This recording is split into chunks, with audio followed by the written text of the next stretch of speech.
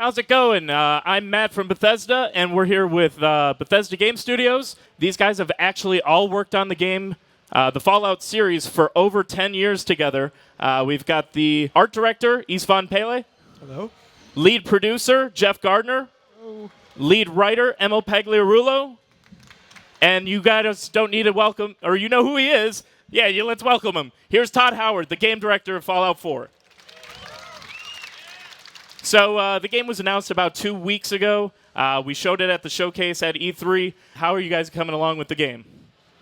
Great. You know, we're where we need to be. There's a lot to do yet. We build really big games, but you know, we make the games that we want to play, and it's a blast to play, and we're really excited to get it out to everybody. You know, and the joke that when you tell someone you're a video game developer and, oh, you play games all day, you know, no. So 3.5 years, you're not playing games all day, you're making them. But now it's sort of the part of the project where you are playing the game all day, trying to, you know, play it and test it and fix it and get it where it's supposed to be. So I've played the game probably 400 hours, and I'm still finding stuff that I haven't seen yet. Surprises. Yeah, this is my favorite part of the project. This is when it all starts coming together. It's clicking. So much fun. We're having a blast. I think that's one thing people don't realize is they think like that we know everything in the game. Like you think like I would know everything in the game. I actually don't. Because we have a studio that's worked together for a long time. I know most of the stuff in the game, but like I'll be playing the game and run into something and be like, who built this? What is this? Because it's so big. And then, you know, I think collectively we all know everything in the game, but usually we'll ask each other. What do you really think makes this feel like a new Fallout since the last one you put out? I think, you know, for every game, we step back and we look at, not as a sequel, but like what makes this Fallout? What is the essence of Fallout? So, you know, this is something where we step back and we're constantly reinventing things. And so this is a whole new take, a whole new vision. Well, I grew up in Boston, so for me, the Fallout 4 has an entirely different meaning. You know, it has a very personal connection to me. It has a lot of different tones through the world because it can be very scary, and then it can get kind of, at times, almost B-movie goofy, but it all kind of works together. In Fallout 3, I think the people who live in that world are very cognizant of they're in this destroyed world, you know? And so we looked at that again and tried to think, well, what if, you know, it's not so much about the past. You know, this is what they know. This is their world. So there's a little bit of, you know, there's a post-apocalypse in a destroyed world, but there's a glimmer of hope sometimes, too, because there are people that are getting on with their lives. And how do you look at that, too, and how does that, you know, inform the different stories in the world?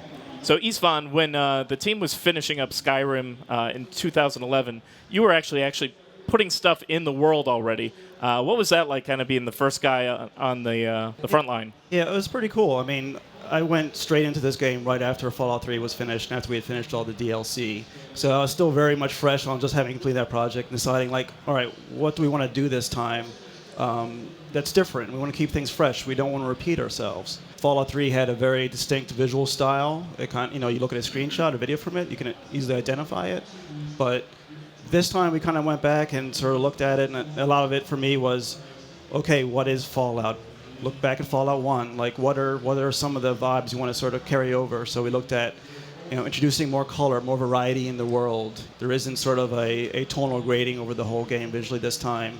You look back at original games, the vibrancy of the vault suit, that color blue, the way it pops on screen, these color We had a accents. lot of blue debates. Yeah. Very specific. A lot of color green debates. Actually. How blue is your game? How blue is blue? That isn't bright green. It's more. Yeah. Yeah. The exact color green for the interface, all those little details. So it's going back and trying to find what the essence of the original game was, and trying to keep it fresh, trying to do something new.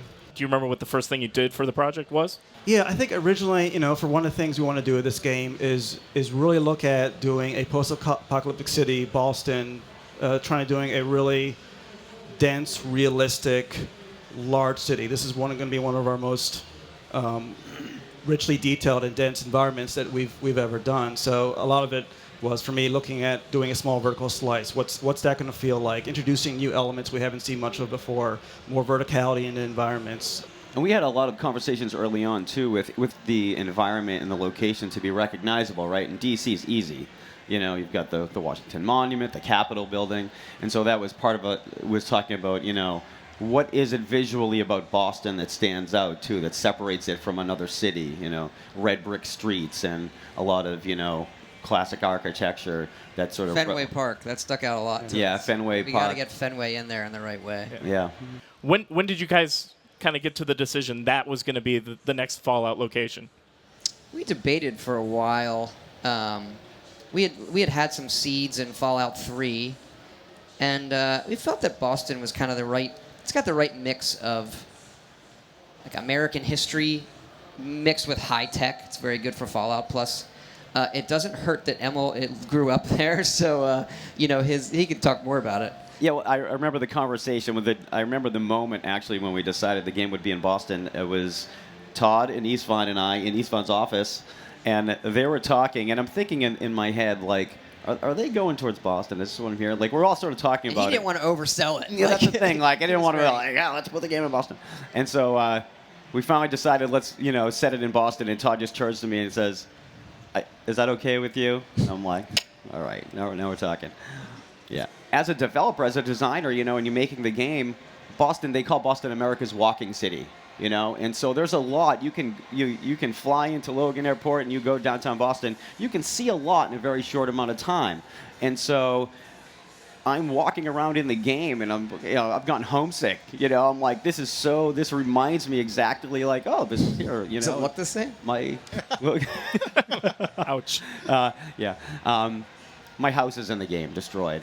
So Wow. single tier.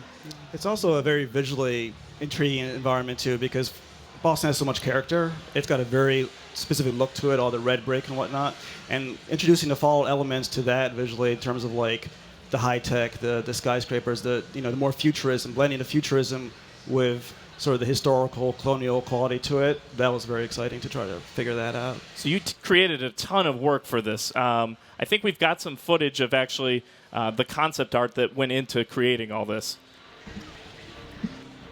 So Todd, I think you go into this that it's every little detail in the game is important, even from every monitor in the game. We always say that. I think it's hard for people who play our games to, wish they could be a fly on the wall in the office sometimes and see just how obsessive we get over all the details. And we're not showing all the concept art here. We just possibly, we can. But the lights there really are.